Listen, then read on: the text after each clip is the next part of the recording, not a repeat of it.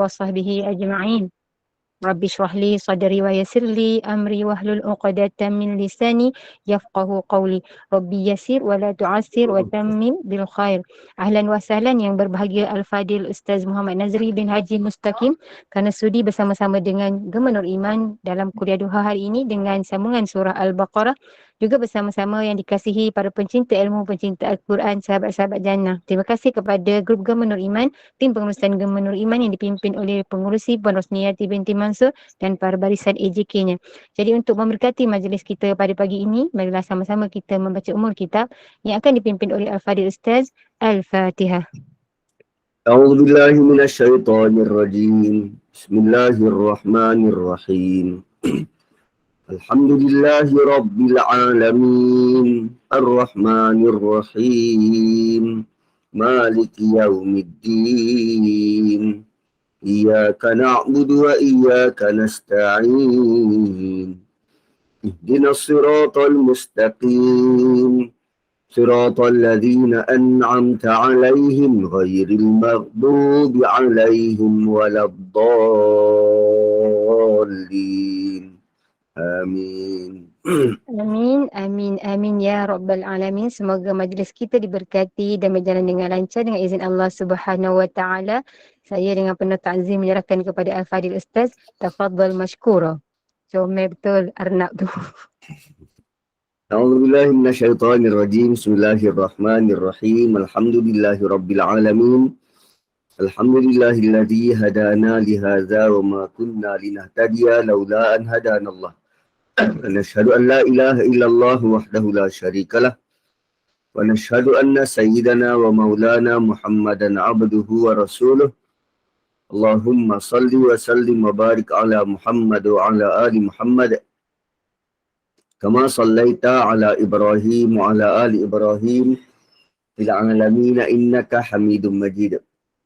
رب اشرح لي صدري ويسر لي أمري واحلل عقدة من لساني يفقهوا قولي. سبحانك لا علم لنا إلا ما علمتنا إنك أنت العليم الحكيم. Assalamualaikum warahmatullahi wabarakatuh. Kita akan sambung pada ayat yang ke-40. 40 suratul Baqarah. Semalam kita mengenal pasti tentang fungsi hidayah yang Allah titipkan buat kita sejak Nabi Adam. Fungsi hidayah yang Allah titipkan buat kita sejak Nabi Adam. Dia akan membina, dia akan mengkelompokkan manusia kepada dua kumpulan. Pertama, man tabi'ah hudai, siapa yang ikut petunjuk tu, maka dia tidak akan takut. Tidak takut dan tidak sedih. Fala khaufun alaihim walahum yahzanun. Akan tetapi, siapa yang kafaru wa kazzabu, berpaling dengan ayat kami, ulaika ashabun nar, mereka adalah sahabat neraka. Hum fiha khalidun, dan mereka kekal di dalamnya. Dan pada ayat 40 Allah datangkan tentang satu kaum Bani Israel kepada kita. Cerita Bani Israel kepada kita. Dan pengenalan tentang Bani Israel ini kali pertama kita jumpa Bani Israel. Bila masuk cerita Bani Israel, maka tahulah kita ini ayat-ayat Madaniyah yang turun di Madinah selepas hijrah. Dan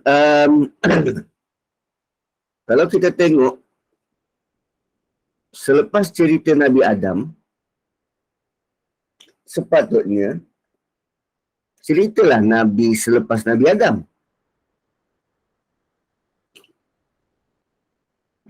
Kan? Lepas Nabi Adam siapa? Idris. Lepas tu Nuh. Lepas tu Hud. Lepas tu Saleh.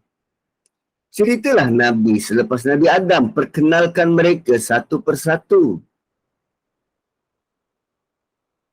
Tapi tidak begitu. Selepas Allah ceritakan Nabi Adam, didatangkan cerita satu kumpulan, satu bangsa, Bani Israel.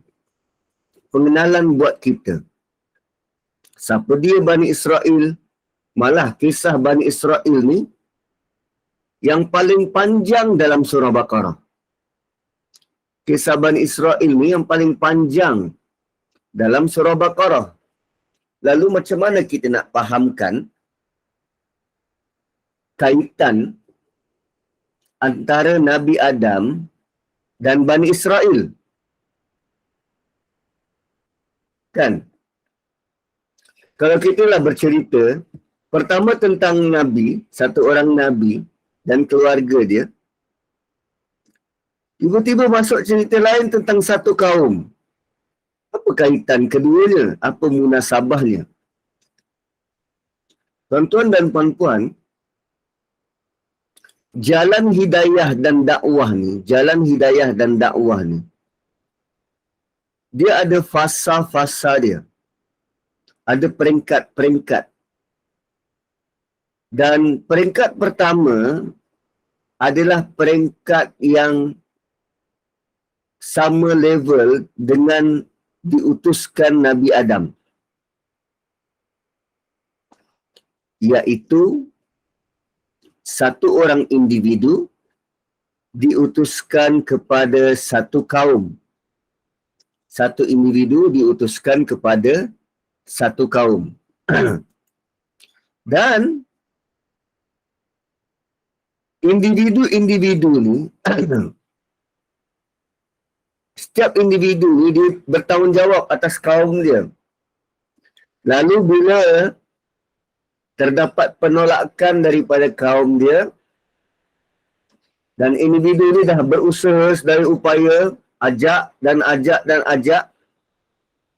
dan akhirnya mereka diarahkan untuk berhenti. Macam Nabi Nuh, Allah arahkan dah, stop lah, tak payah dakwah. Pergi bina kapal. Diarahkan berhenti. Lalu kerana penolakan demi penolakan daripada kaum dia, Allah azab kaum tu. So individu ni selamat. Individu ni selamat.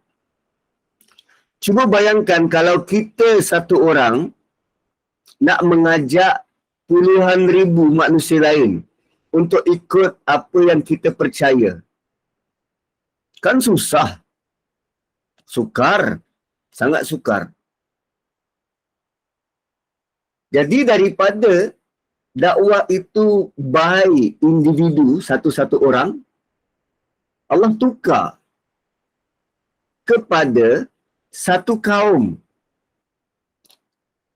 Allah tukar dakwah tu daripada satu individu kepada satu kaum. Dan kaum yang dipilih ialah keturunan Bani Israel. Sebab tu diorang sangat berbangga dan menyatakan diorang ni pilihan Tuhan. Kiriman Tuhan. Kerana kaum mereka memang dipilih oleh Allah untuk memikul bebanan dakwah ni. Kalau satu individu, dia kena tunjuk akhlak yang baik, semua orang kena ikut satu orang. Kali ini satu kaum perlu berakhlak dengan akhlak yang baik, dapat kitab-kitab dari langit dan sebarkan dakwah kepada kaum-kaum yang lain, kepada orang lain. Itu tugas pertama mereka. Tapi nanti kita tengok bagaimana sikap mereka setelah dapat arahan-arahan itu. Malah bukan hanya itu, Allah Subhanahu Wa Taala beri rahmat yang besar buat mereka. Setiap generasi dari Bani Israel ini diutuskan satu orang Rasul untuk bersama mereka. Setiap generasi. Generasi atuk ada Rasul, generasi bapa ada Rasul, generasi anak ada Rasul, generasi cucu ada Rasul, generasi cicit ada Rasul. Setiap generasi ada Rasul. Namun biasalah kalau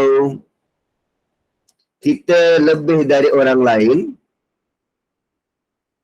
penyakit paling utama yang hinggap pada kita ialah kita cepat lupa daratan. Kan? Tak gitu. Ialah dalam kumpulan kita pun, kalau kita seorang aja yang pakai pulut dakap, yang lain semua tinggal tengok aja nanga, kita akan rasa, kita lah paling ngetop, paling cantik, paling comel, paling kaya. Lalu lama kelamaan, perasaan itu akan merosakkan kita. Pulut dakap je yang saya tahu. Yang lain saya tak tahu. Panadol lah kot. Tak tahu yang barunya apa dia punya design. Cuma bila dia rasa dia istimewa, dia akan tinggi diri. Dia akan lambat laun berperangai macam iblis tu. Merasa diri dia istimewa. Sedangkan orang lain pandang dia biasa je. Dia yang perasan begitu. Itu yang berlaku pada Bani Israel. Dan setelah sekian lama dakwah ini diserahkan urusannya kepada satu kaum, maka untuk Rasul terakhir, Allah serahkan urusan dakwah ini kepada seluruh manusia. Sebab tu Nabi SAW diutuskan kepada lil alamin, menjadi rahmat kepada siapa? Rahmatan lil alamin. Nabi bukan hanya untuk bangsa Arab, Nabi bukan hanya untuk bangsa Melayu, Nabi untuk semua. So urusan dakwah terpakai untuk semua. Dia tak ada satu bangsa yang lebih berbanding bangsa yang lain.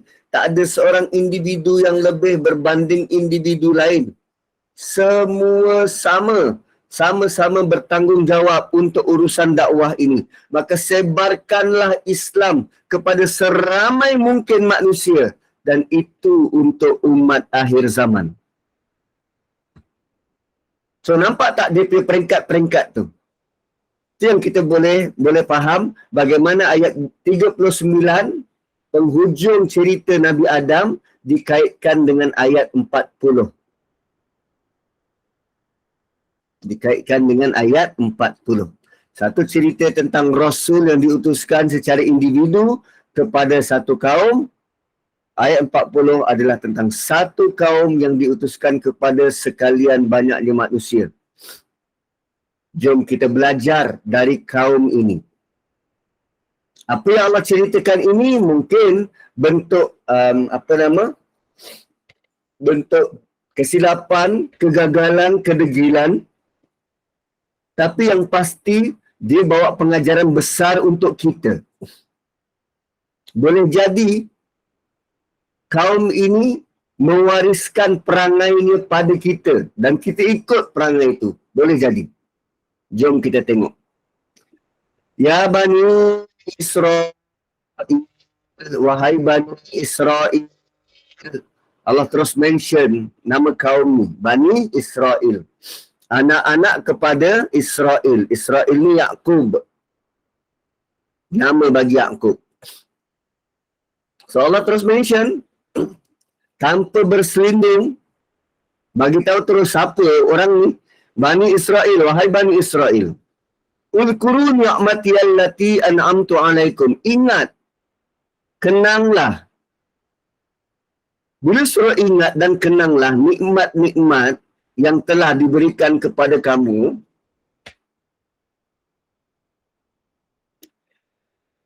Pertama, nikmat tu pernah ada dan sedang ada.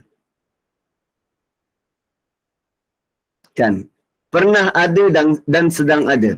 Sekarang Allah perintahkan Bani Israel, kenang nikmat yang kami pernah bagi pada engkau. Tuan-puan, kita ada tak pernah dapat nikmat? Kita bukan sekadar pernah dapat nikmat, tuan-puan. Kita keep on asking. Suratul ladzina an'amta alaihim.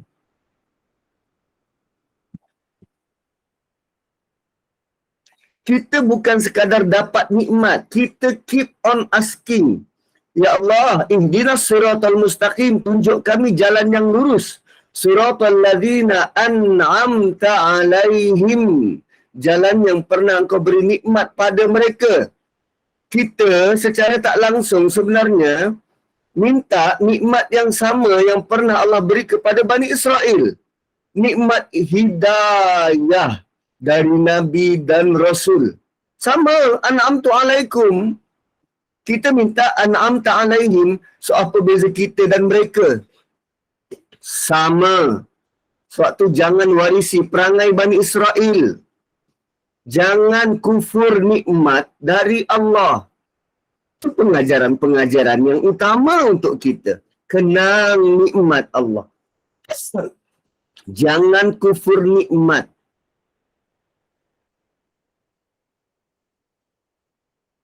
Dan cara untuk kita ingat nikmat-nikmat Allah adalah dengan wa'aufu bi'ahdi ufi bi'ahdikum. Sempurnakan perjanjian denganku supaya aku sempurnakan perjanjianku denganmu.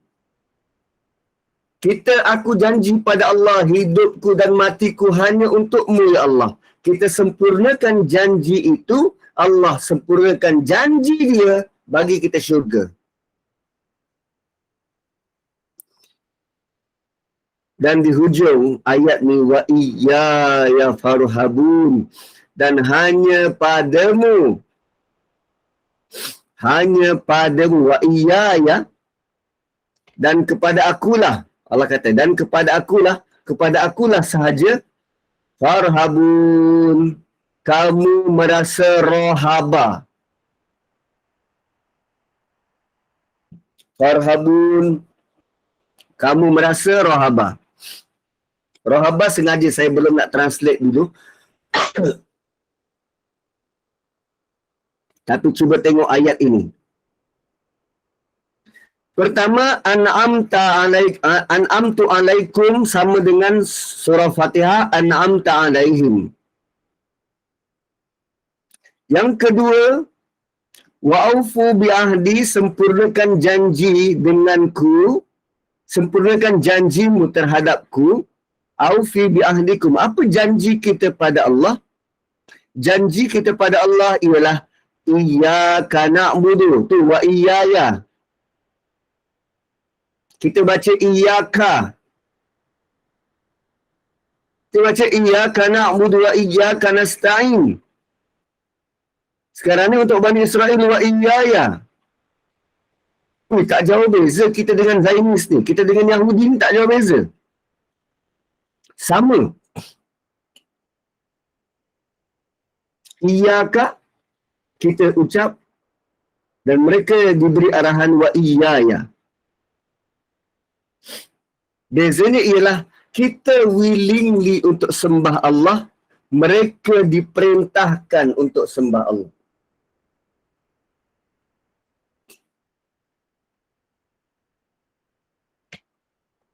Dan farhabun, dia akan melahirkan perkataan rahib. Rahib tu apa? Gitu. Rahib tu apa? Farhabun. So, rahib ni, rahib farhabun, wa iyaya farhabun. Farhabun kata dasarnya ialah raiba. Raiba. Yang bermaksud takut. Takut. Raiba maksudnya takut. Tetapi takut ada banyak jenis. Takut ada banyak jenis. Antara jenis takut ialah rohaba. Antara takut, jenis-jenis takut adalah rohaba. Rohaba maksudnya takut untuk mengecewakan seseorang. Takut untuk mengecewakan seseorang.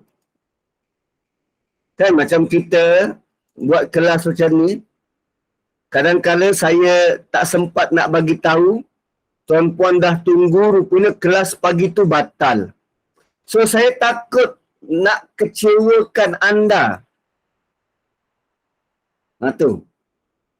Tapi memang tak dapat nak elak kalau kelas batal ataupun ada urusan-urusan lain. Tu takut untuk mengecewakan.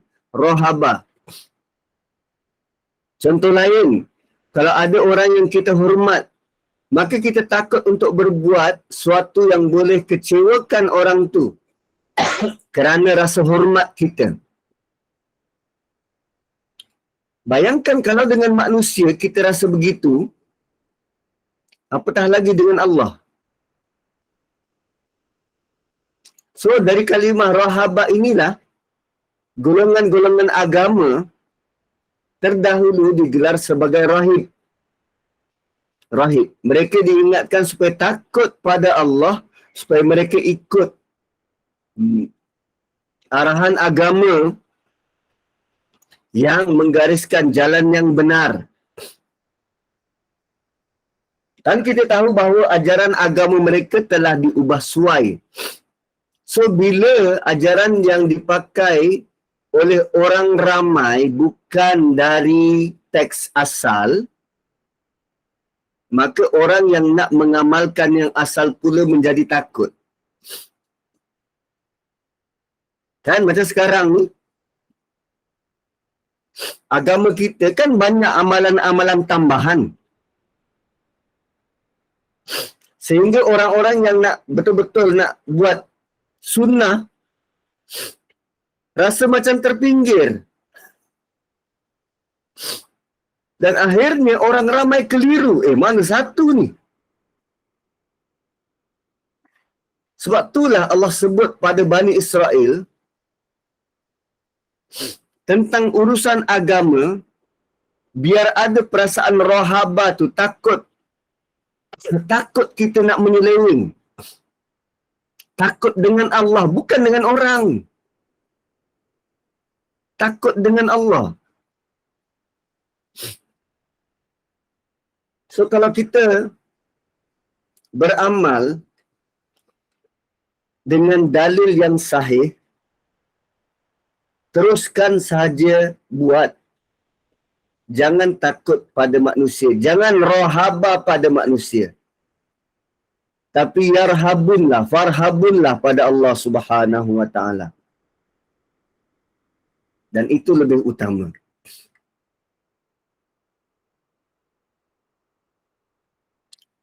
Gitu. So wa iyaya farhabun. Ya Bani Israel azkuru ni'mati allati an'amtu alaikum wa aufu bi'ahdi ufi bi'ahdikum wa aufu bi'ahdi ufi bi'ahdikum wa iyaya farhabun. Itu arahan pertama. Ingat, kenang nikmat-nikmatku yang aku pernah beri kepada kamu dan lunaskan janjimu padaku, maka aku akan lunaskan janjiku padamu dan hanya pada aku kamu merasa takut dan gerun. Farhabun. Dan ada ulama yang menawarkan perkataan farhabun ini dimaksudkan sebagai dia tinggalkan ketakutan pada yang lain semata-mata kerana Allah. Dia tak takut pada yang lain, hanya takut pada Allah. Itu farhabun. Takut mengecewakan Allah Subhanahu wa ta'ala. Kemudian wa aminu bima anzaltu musaddiqan lima ma'akum. Dan berimanlah bima anzaltu, berimanlah dengan apa yang aku turunkan padamu. Berimanlah dengan apa yang aku turunkan padamu. Ini tuju pada siapa? Bani Israel. Apa yang Allah turunkan pada mereka? Taurat, Injil, dan yang terbaru Quran. Ini arahan Allah pada mereka. Berimanlah pada Quran. Bukan kembali pada Taurat. Sebab Taurat tak mungkin boleh diperbaiki kerana telah banyak campur tangan. Dan kembali kepada Quran kerana syariat dalam Taurat itu telah mansuh. Pakailah Quran yang diturunkan pada Nabi sallallahu alaihi wasallam. So ayat ni mengajak mereka untuk beriman kepada Quran. Kerana Nabi sallallahu alaihi wasallam sudah diangkat jadi rasul. Quran telah diturunkan. Maka mereka perlu beriman dengan Quran. Dan untuk beriman dengan Quran, hendaklah mereka beriman dengan Nabi. Kerana Quran itu diturunkan melalui Nabi. Dan tak boleh nak percaya kepada Al-Quran tanpa percaya pada Nabi. Ini sangat penting. Sebab tuan-puan, zaman sekarang, kan ada orang yang Quraniyun. Mereka percaya pada Quran sahaja, tapi tak mau terima apa yang Nabi buat. Tak mau terima hadis. Kan pelik. Dia hanya nak percaya Quran, tapi tak nak terima Nabi.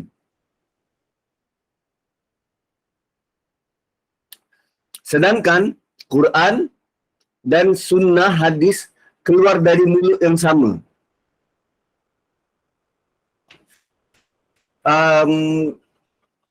Dari sudut hukum, kita tidaklah kata dia murtad. Cuma dia perlu bertaubat. Dia perlu bertaubat. Sebab rotada kembali. Murtad ni maksudnya dia kembali kepada tak nak beriman. Boleh jadi apa yang dia buat tanpa dia tahu kesan dan akibat. Kita anggap saja macam tu. Anggap saja yang dia ni melakukan dosa yang besar. Lalu kita galakkan dia untuk bertaubatlah. Terangkan benda yang sebenar. Begitu. So, kalau nak kita beri hukum murtad, yang itu beratlah. Itu Jabatan Mufti je yang boleh keluarkan. So, wa aminu bima anzaltu musaddiqan lima ma'akum. Allah bagi tahu, berimanlah dengan apa yang diturunkan kepada kamu. Fungsi yang Quran yang diturunkan ni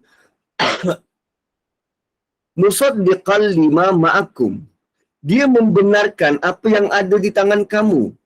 Quran ini adalah updated version bagi Taurat. Membenarkan apa yang ada dalam Taurat. Mereka ada kitab Taurat.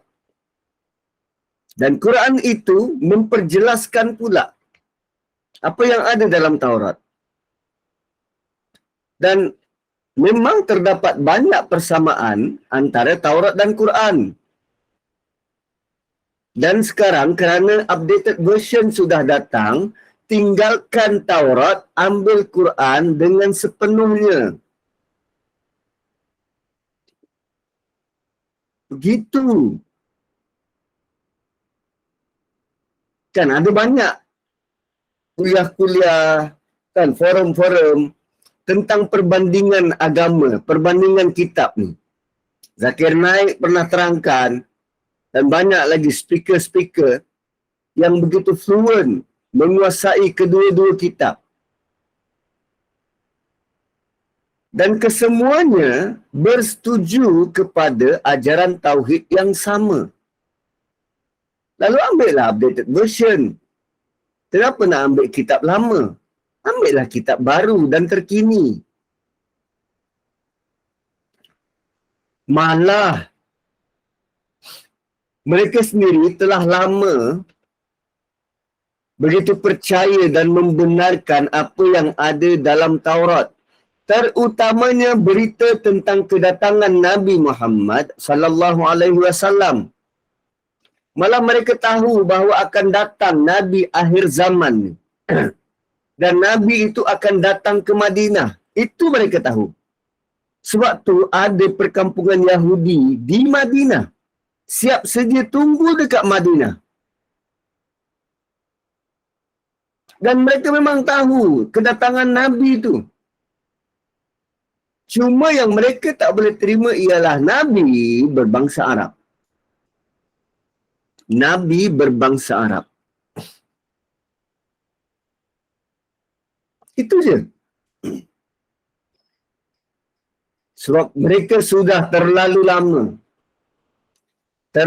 lama ditempet dengan bangsa Yahudi, bangsa terunggul. So bila Nabi datang dari bangsa lain, dia tak boleh terima. Dia tak boleh terima.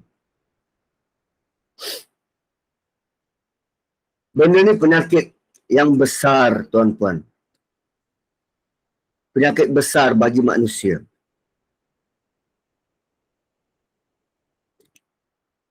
Cuba bayangkan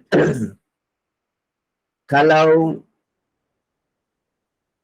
saya, katalah saya ni keturunan raja. Raja Gopal lah macam tu kan. So atuk saya raja, bapa saya raja, kemudian turun pada saya raja. So bila saya jadi raja, antara syarat untuk menurunkan dinasti kerajaan tu, saya perlu ada anak lelaki. Tapi realitinya saya hanya ada anak perempuan.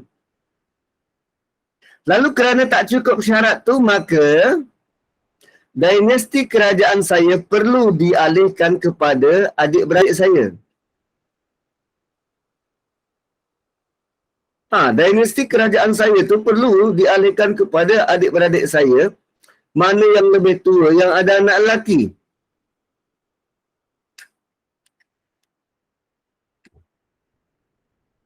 So adakah saya nak duduk diam melihat peralihan kuasa itu berlaku kepada adik-beradik saya yang ada anak lelaki?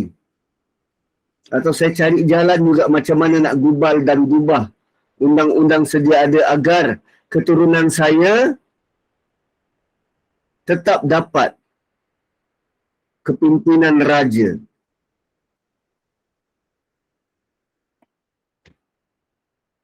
Kan asalnya raja lelaki yang berkuasa, dibuat pula undang-undang baru. Okey, kalau tak ada raja, kalau dia ada anak perempuan, kita panggil queen. Yang penting keturunan dia. Yang penting keluarga dia.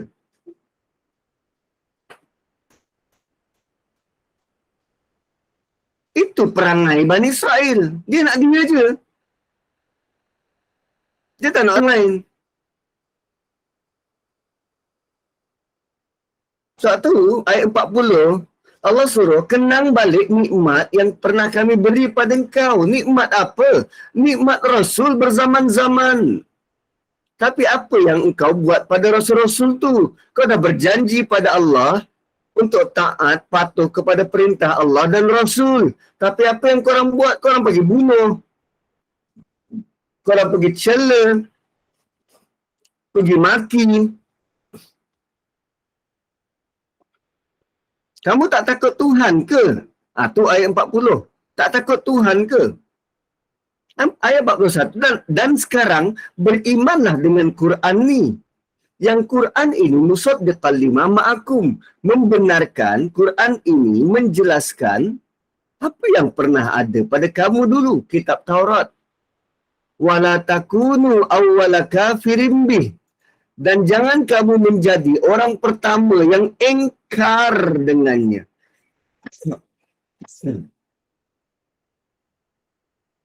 Allah masih lagi meletakkan mereka ni sebagai pioneer. Sebab manusia ni dia suka menjadi orang pertama. Kan? Manusia kan suka jadi orang pertama. Kita kan suka jadi orang pertama. Sebab tu kalau kita dapat berita dalam WhatsApp, apa-apa berita je, kita lah yang suka nak share. Orang pertama yang viral. Ialah mana tahu boleh dapat 5 bintang ke. Ya, terasa bangga. Satu Allah kata, jangan jadi orang pertama yang mengingkarinya. Jangan menjadi orang pertama yang kafir terhadapnya. Sebab korang tahu tentang berita tu.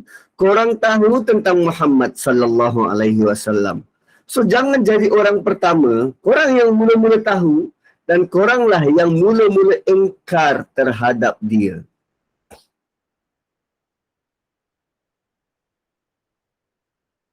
Gitu.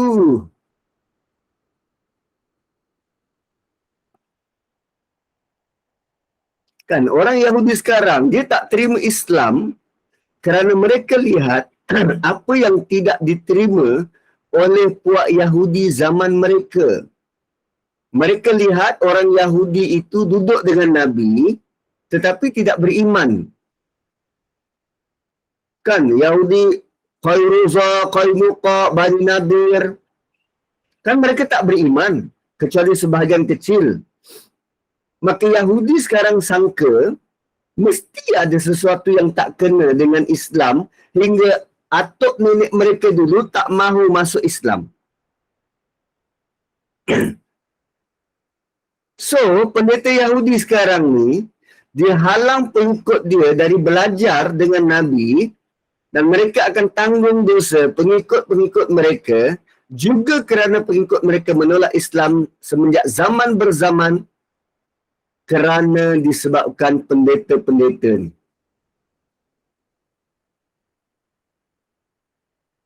Kita tak macam tu kan? Tak, kita tak sekat orang lain belajar Quran kan? Malah kita tak pernah pula tanya orang, engkau ni asyik belajar agama je, apa nak jadi pada engkau ni? Tak, kita tak pernah sebut macam tu kan?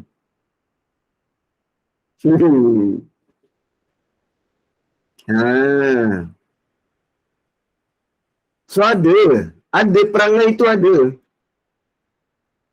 Perangai itu ada.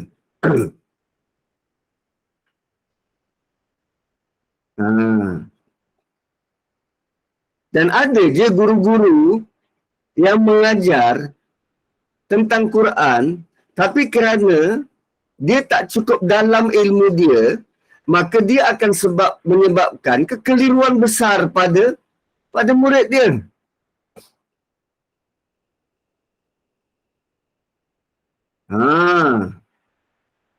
Dahsyat. So, kenapa mereka diingatkan jangan jadi orang pertama yang kufur? Bukankah orang pertama yang engkar pada Nabi ialah kafir Quraisy? So, maksud pertama-tama adalah janganlah mereka menjadi orang paling hadapan menentang Nabi. Kat belakang-belakang tak apa, macam tu. Tak, jangan menentang Nabi, tu je. Janganlah menjadi orang yang paling kuat sangat menentang. Sebab mereka adalah kaum yang terlebih dahulu Muslim dan mukmin dengan kitab Taurat, dengan Injil. Sepatutnya mereka tahu agama yang Nabi bawa ni agama yang benar. Jika Quraisy engkar, kita mungkin boleh faham sebab mereka tak pernah menerima sebarang agama dari langit. Nabi Ismail dah lama meninggalkan mereka. Mereka sudah begitu jauh dari agama. Tapi bila Yahudi yang engkar, sedangkan kitab Injil dan Taurat tu masih fresh dalam genggaman mereka, patutnya mereka menjadi orang terkehadapan bawa kafir Quraisy ni peluk Islam.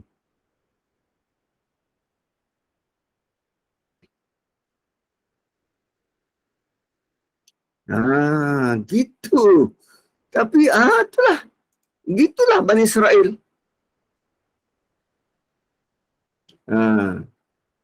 So sifat pertama mereka ialah ingkar dengan Quran. Arahan dari Allah, wa aminu bima anzaltu musaddiqan lima ma'akum, kemudian wala takunu awwala kafirin bih. Dia ingkar dengan Quran dan kemudian dia menjadi penentang di barisan hadapan terhadap Nabi. Kemudian Allah kata wala tashtaru bi ayati thamanan qalila. Dan jangan kamu jual ayat-ayat kami, wala tashtaru bi ayati. Jangan jual ayat-ayat kami. Oh, so Quran kita tak boleh jual dekat Shopee ke macam mana ni? Maksud jual, tashtaru, maksud jual. Dan bila kita jual sesuatu, kita sebenarnya sedang melakukan transaksi pertukaran. Kita ada duit, kita nak beli ikan bilis, kan barangan tu bertukar tangan. Bilis dan duit tu bertukar tangan, bertukar. So tashtaru dekat sini bermaksud jangan tukar. Jangan tukar. Jangan jual, jangan tukar ayat-ayat Quran. Wala tashtaru bi ayati.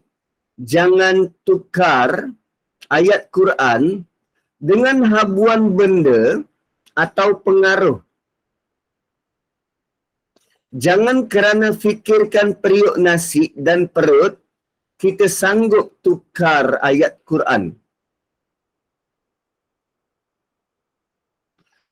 Dan inilah antara main point kenapa para rahib ini tak galakkan pengikut-pengikut dia belajar Quran. Mereka takut kedudukan mereka jatuh, makan minum mereka terganggu dan pengaruh dalam masyarakat hilang. Mereka takut masyarakat tak hormat lagi pada mereka kerana mereka sudah pakar dalam kitab Taurat, menguasai kitab Injil, dan sekarang mereka kena jadi anak murid semula untuk belajar Quran. So bila jadi anak murid semula, mereka akan masuk kelas alif bata sama macam pengikut dia. So dah tak adalah pengaruh. Walaupun pada dasarnya mereka tahu wahyu Quran tu benar.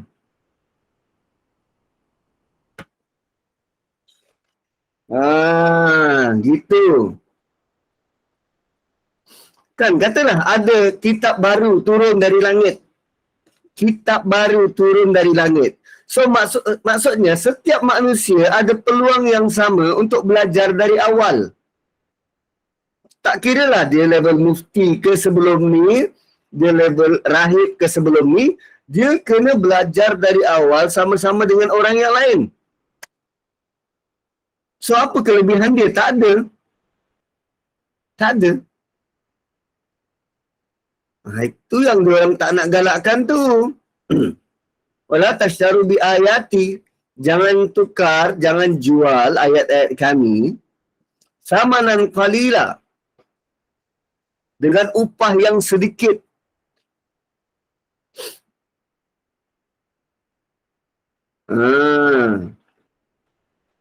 Dengan upah sedikit. So Allah buka rahsia orang Yahudi dalam ayat ini. Mereka tahu tentang kedatangan dan kebenaran Nabi. Tapi mereka sorok kebenaran itu kerana mereka takut hilang kedudukan dalam masyarakat. Kerana pada waktu itu mereka ada kedudukan dan menyebabkan mereka boleh monopoli agama. Mereka dapat upah dari ilmu yang mereka ada. Dan takut kalau kebenaran diketahui, mereka tidak lagi dipandang orang. Ila bayangkanlah kalau semua orang sedar bahawa dukun-dukun itu semua penipu. Ada siapa lagi nak pergi pada dukun-dukun tu? Tidak. Tak. Ha. So, okey. Sama juga dengan orang kafir yang belajar Quran untuk putar belitkan ayat Quran. Itu tak, itu ayat lain. Itu ayat lain. Putar belit ayat Quran tu, tu lain. Yang ini ni, kejap. Kalau orang kafir putar belitkan ayat Quran, dia bukan ada kepentingan. Dia cuma nak merendahkan. Tapi problemnya bila orang beriman guna ayat Quran untuk kepentingan diri. Itu tasyaru bi ayati samanan qalila. Dia mufti tapi ayat Quran yang dia guna tu untuk kepentingan kerajaan.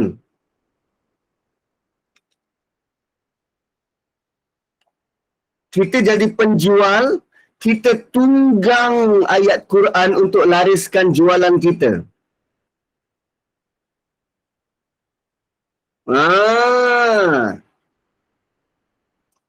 Kan popular makanan sunnah itu dan ini, produk sunnah. Betul lah kurma tu makanan yang Nabi pernah makan. Makanan yang Nabi pernah makan. Dia dikira sebagai sunnah bila kita ikut macam mana Nabi buat. Bila Nabi makan kurma dan kurma jenis macam mana yang Nabi makan. Bukan kurma yang dah sampai Malaysia kering-kering macam tu.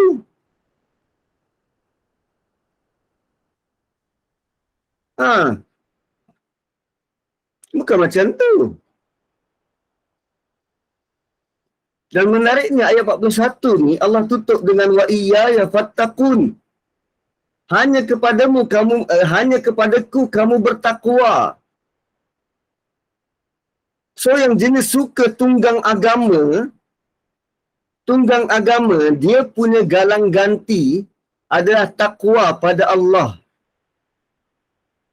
Kalau dia tak ada takwa pada Allah, dia berani tukar ayat-ayat Allah ni. Dia berani perdagangkan ayat-ayat Allah ni. Kita tak katakan bahawa orang itu tak ada takwa pada Allah. Tapi Allah yang kata pada ayat 41.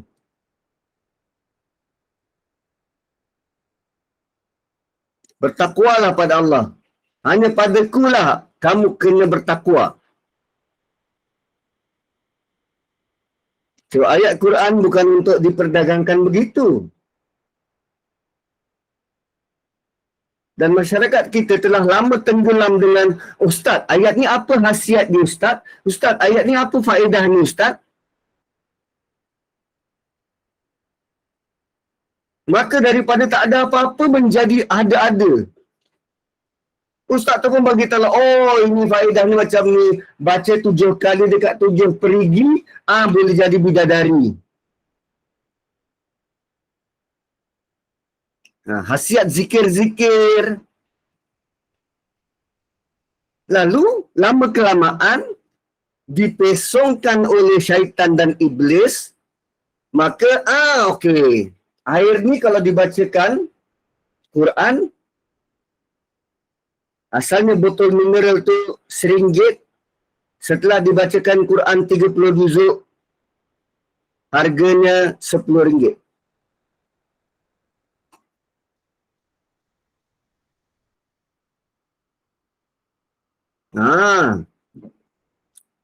So bolehlah pakai Velfire, Range Rover. Ya.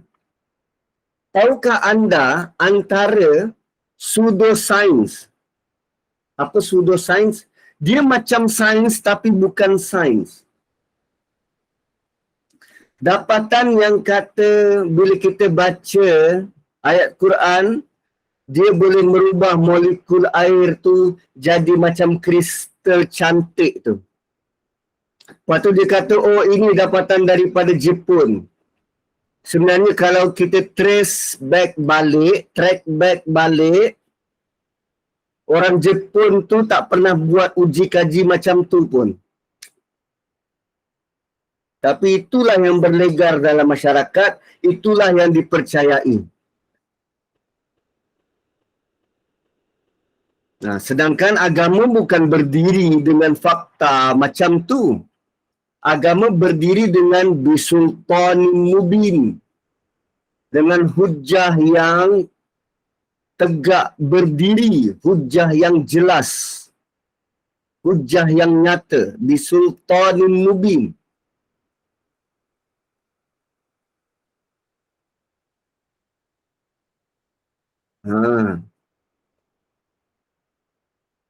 So, agama dia bukan bentuk superstitious. Kepercayaan-kepercayaan begitu dan begini. Tidak. Tapi dia ada dasar dan sumber yang jelas. So, wala tashtaru bi ayati thamanan qalila.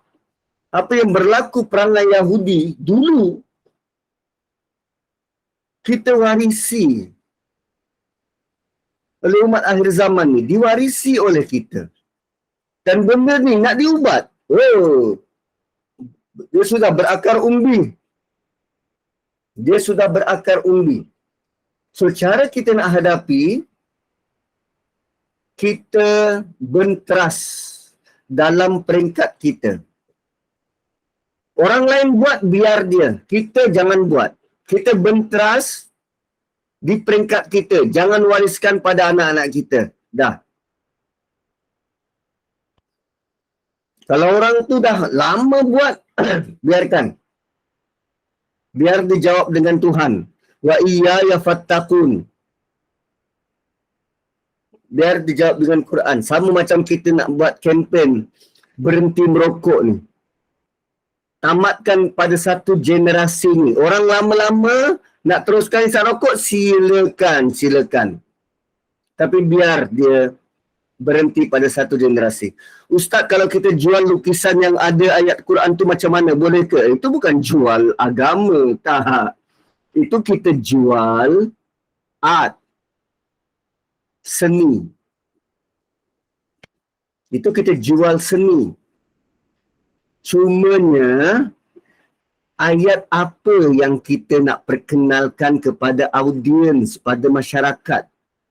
Ayat 1000 dinar sehingga orang menganggap ni macam tangkal, ditampal di dinding, maju perniagaan macam tu?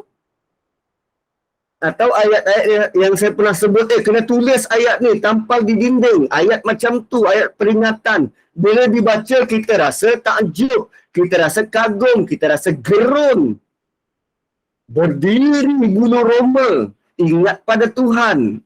Atau ayat yang macam mana kita nak jual. So, kalau kita ada kelebihan itu, kelebihan menulis, maka perkenalkanlah pada audien. Waktu dia nak beli, okey tuan, saya suggest ayat ni tuan. Ayat ni maksudnya begini. Ayat ni bila kita baca, kita tergambar meningkatkan kepercayaan kita, kebergantungan kita pada Allah. Ayat ni, latar belakang kisahnya ini Nabi Musa dulu, kan Firaun dah datang dekat, kaum dia tengah serang dia bertubi-tubi.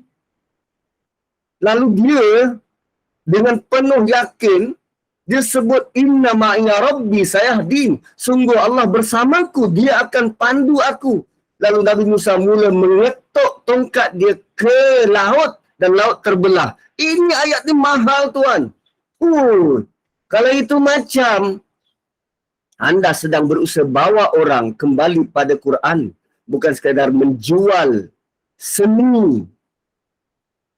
tapi anda menambat hati. Oh, gitu.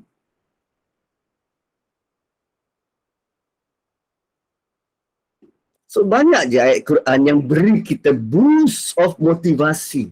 Banyak. Tapi sebab kita memandang Quran sebagai apa? Untuk kepentingan peribadi, atau memandang Quran sebagai cara untuk dapat rezeki, maka akhirnya pengajaran dan pembelajaran dalam tu kita abaikan. Kalau ayat-ayat untuk hindar daripada sihir, Ustaz, okey.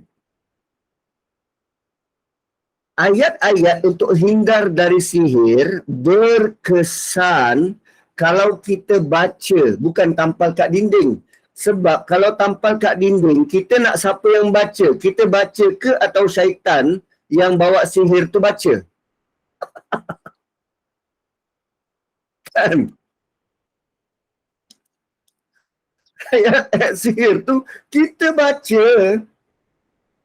So kalau nak bagi ingat untuk baca selalu, bukanlah dibuat dalam bentuk khot sampai kadang-kadang kita payah nak baca.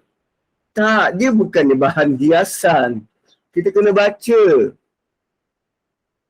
Kena baca. So untuk hiasan ni dia adalah ayat-ayat yang bawa bentuk motivasi besar untuk kita.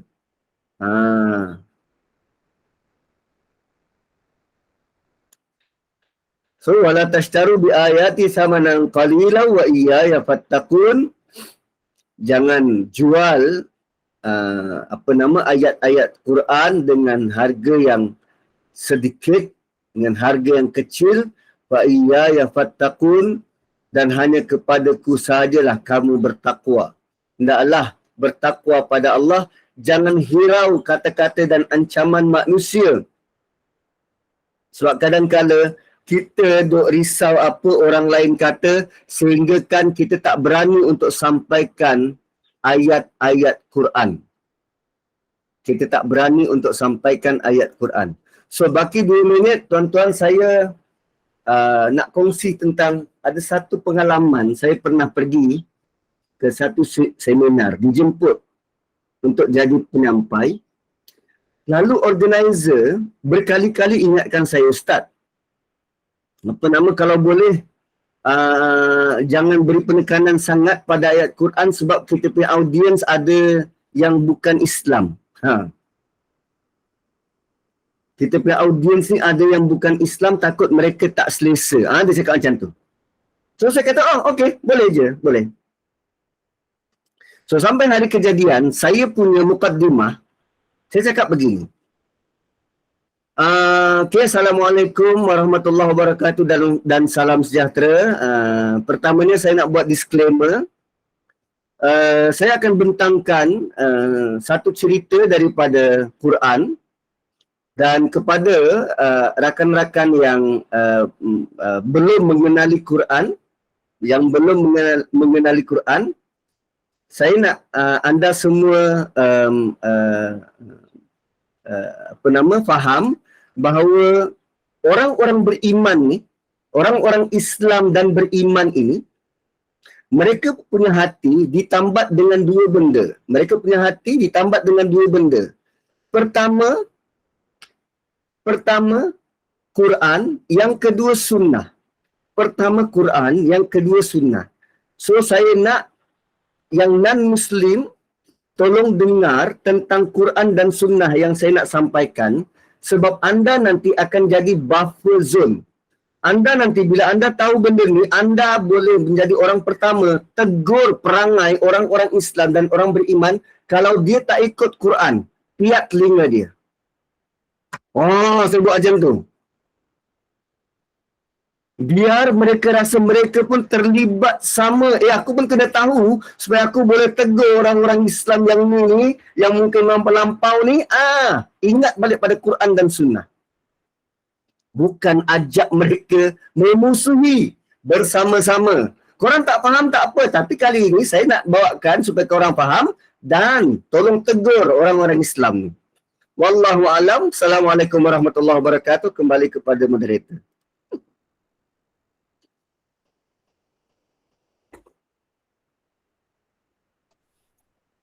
Terima kasih Ustaz. Alhamdulillah di atas perkongsian. Rasanya moderator tak ada ni Ustaz yang ambil alih.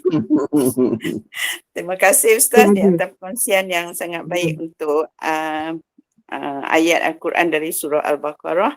InsyaAllah semoga ilmu yang Ustaz sampaikan pagi ini adalah ilmu yang barakah dan bermanfaat untuk kita. InsyaAllah. InsyaAllah kita akan berjumpa dengan Ustaz lagi pada malam esok. Pukul 8 malam insya-Allah untuk meneruskan tadabbur surah Al-Baqarah dan diharap jemaah terus istiqamah berada di dalam kuliah ilmu insya-Allah. Bagi menutup majlis dipersilakan Ustaz dengan doa dan tasbih kafarah. Dipersilakan Ustaz. Subhanakallahumma bihamdik nashhadu an la ilaha illa anta wa nastaghfiruka wa natubu ilaik. Wal 'asri innal insana lafi khusr illa alladzina amanu wa amilus solihat wa tawassaw bil haqqi wa tawassaw bis sabr. Bismillahirrahmanirrahim. Alhamdulillahirabbil alamin. Salatu wassalamu ala asyrafil anbiya wal mursalin wa ala alihi wa sahbihi ajmain. Ya Allah, rahmatilah kami dengan Quran. Berilah kami hidayah dan petunjuk agar terang perjalanan kami di sepanjang jalan. Jadikanlah Quran sebagai pedoman supaya kelak kami beroleh tempat dan sampai kepada tujuan. Ya Allah, wahai Tuhan kami ingin untuk masuk syurga yang berkekalan, dijauhkan daripada neraka tempat bakaran, dan agar kami dapat bertemu denganmu, melihat wajahmu yang dikenang dan diidam, agar kami menjadi hamba-Mu yang benar-benar melampiaskan takwa kami yang paling dalam. Rabbana atina fid dunya hasanah wa fil akhirati hasanah wa qina azabannar. Sallallahu ala Muhammad wa ala alihi wa sahbihi wa baraka wa sallam. Walhamdulillahi rabbil alamin. Taqabbalallahu minna wa minkum. Terima kasih Ustaz. Terima kasih. Selamat Ustaz. Terima kasih semua jemaah. Baru nak mic. Tak sempat buka mic. Saya tunggu alamak mana Kak Ann dengan Dah ada. Ada pula. Okeylah. Terima kasih jemaah. Terima kasih semua. Assalamualaikum. Terima kasih semua. Jumpa malam ni. Pukul 8 malam. InsyaAllah.